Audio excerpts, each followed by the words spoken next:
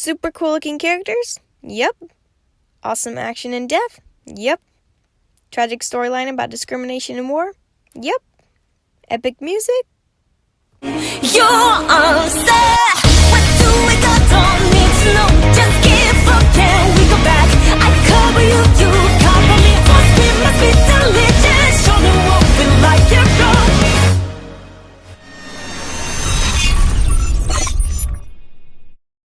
As you can already tell, this anime has it all. I don't even know why you're here. You should be watching this amazing anime. But anyway, since you decided to be here instead of bring some joy into your sad little heart, I might as well just show you why this series is so amazing. So welcome to my review of the anime 86. And as someone who read the light novels first, I'm going to be giving my thoughts and comparisons of the anime versus the light novel.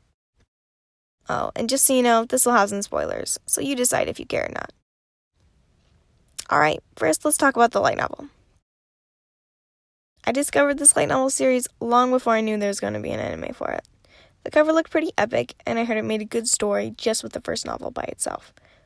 And since I wanted to read something with zero commitment, I went into the story with low expectations. So much for no commitment. I'm pretty sure my dedication to the series has no end. We're now at 8 volumes of the light novel series, and somehow they just keep getting better and better. Somehow the story takes the plight of the 86ers, basically anyone who doesn't look like the perfect Alba and are forced to man, quote, unmanned drones in a war against machines known as the Legion, and totally destroys any preconceived notions. Going into it, I kind of figured it would just be good people versus bad people with one random good girl on the wrong side. That was not what I got. Instead of it just being a war against injustice, this story takes more of a focused perspective on the characters themselves. It totally humanizes them, giving them all reasons for why they do what they do. And not just for the 86, but even some of the Alba as well. It definitely focuses a lot on the main two characters, Lena and Shin. Lena is a handler who is placed in charge of a group of 86 known as the Spearhead Squadron, whose leader is Shinai Nozen. Lena grows a lot throughout the first novel and season of the anime. It's really cool to see her as she tries to deal with things she knows are wrong, while also learning how she is, in a lot of ways, pretty ignorant despite how much she cares. But not just how she treats them, but you get to see the other characters and how they treat the Alba as well. Really, all of the characters in the series are amazing. They're funny while not still taking away from the true nature of their situation. They know at any moment they could die, and that almost makes the humor and fun more sad. And all of them, at least the ones who live, all get some level of character development, especially in the light novels. Another thing about the light novels is the writing and translation. It's pretty great. The characters communicate using a para-read device, which lets them share audio across long distances, and the book does a great job with communicating that effectively and doesn't pull you out of the story at all. It's super easy to follow the switching point of view and who's talking. Honestly, I'm surprised how invested I was in a story where the main characters never actually meet face to face. But this novel does such an amazing job of creating relationships and emotions, so I barely noticed. Really, you should just go read this light novel series. It's good. Alright, now that I've covered all that, let's talk specifically about the anime. I don't know when I've ever been so excited when I heard of an adaptation. I was literally jumping up and down when they released the trailer. But, fangirling and bias aside, I'll be honest, it is legitimately epic. First of all, the character designs are sick. As much as I love the light novel, I think they look even better in the anime. And not just Lena and Shin. I mean, look at the rest of them. And not only does everyone look stunning visually, the music is fire. The opening is super awesome, along with the ending. Do you know how hard it is to find that great of music? But my favorite music is the one they use in the trailer and during the action sequences. It's the best. Now, onto the comparisons. There are plenty of things I thought the anime did better, but there are also plenty of things I think the light novel did better, so I'll start with those. Personally, one thing I loved about the light novel was how during a conversation, it would switch between point of views depending on the situation. In the anime, it has a bit of a different style. Instead of switching back and forth, showing the speaker, it does it more how the light novel does it, where it's solely based from one perspective at a time. Now, I'm not an animator, nor do I create films, so maybe I don't know what I'm talking about. But I think that one great thing about having a story unfold on screen is you can do and show things that just aren't possible to do in writing. Yes, it felt more realistic and you were in the characters' shoes by only seeing their perspectives, but since we're viewers, I felt like it would have been cool to show the back and forth, seeing the characters. But as it was, you would spend half an episode staring at the same room and face. Although I will say the animation is beautiful and they did a good job making it interesting. But I think it really messed with the pacing.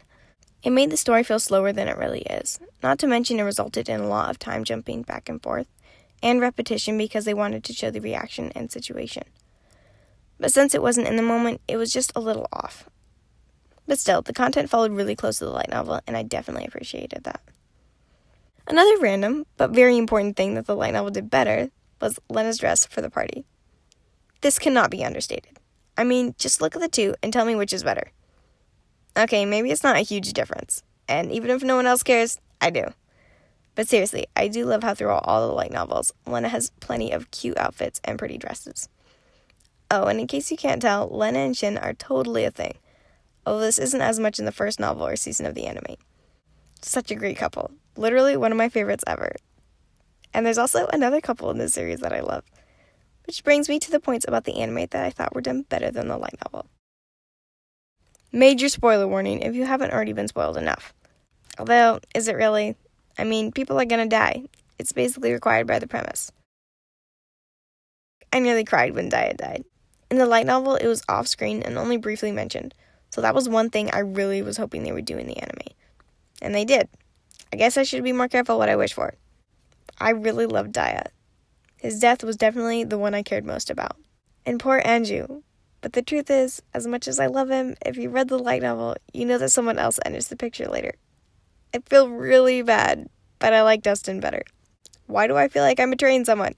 Read the light novels. Then you'll understand. Hopefully. Okay, back to the topic at hand. The anime did a really good job with the deaths. Fido. I mean, that killed me. Not only did he die, but he showed all of those times from others before they died. Which goes along with the theme that the only way for you to really die is if other people forget you. So when he dies, it's almost like all of their memories are being forgotten. This is making me really sad now. Next is the ending. If you read the light novel, you know the ending is the best part of the whole book. Not up for debate. Basically, after the remaining members of the Spearhead Squadron leave on their last mission that will lead to their death, the Empire collapses and they get picked up by another country. Most everyone in the Republic dies, and years later, the scene shows Major Lena becoming an official for this country. Only it's the Spearhead Squadron. They finally get to meet face to face, and it's one of the best endings I've ever read. The anime definitely deviates from this, instead slightly continuing the plot of the second volume of the light novel, an arc which encompasses both the second and third novels, which I assume will be the second season. But if you're someone who hasn't read the light novel, then the ending just looks like everyone died. And I mean, I like death in anime as much as the next person. Attack on Titan. But I would have been pretty upset if this is how it ended. And I get why they did it. The first 86 novel is only supposed to be one volume, not a series, so I can see why they would want to take that away and just follow the linear story pattern. But it still makes me sad. Lena and Shin both think each other are dead for a long time, and it's painful to read. Honestly, the biggest thing that kept me reading through that separation arc was that I knew they were going to meet. Plus, the whole segment where they meet back up just hits harder when you get those little extra things before they meet again. I'm really excited for the second season. I cannot wait. There's a lot more coming. If you were left with questions from the season, you'll definitely get more answers coming up. The first novel and season were mostly character-focused, but after that, there's a lot more politics and explanations. Overall, this anime adaptation was a 10 out of 10. Amazing job. I really do just love this series. I've read the first volume a few times, and I'm seriously impressed with how much these characters grow. In both the light novel and the anime, one of my absolute favorite scenes was Raiden summarizing the 86 stance. Even if scum treats you like scum, if you do the same to them, you're scum too. If the only two paths are to die fighting the Legion, or to die having given up completely, we'll survive to the last moment and go down fighting. If we protect a few white pigs in the process, well, that's not ideal, but I guess that's fine. Even if you know that in the end, you're going to die? Is there anybody stupid enough to hang themselves because they know they'll die tomorrow? Even if you know you're going to the gallows, you can still choose how you're gonna climb up there. All we have to do now is survive.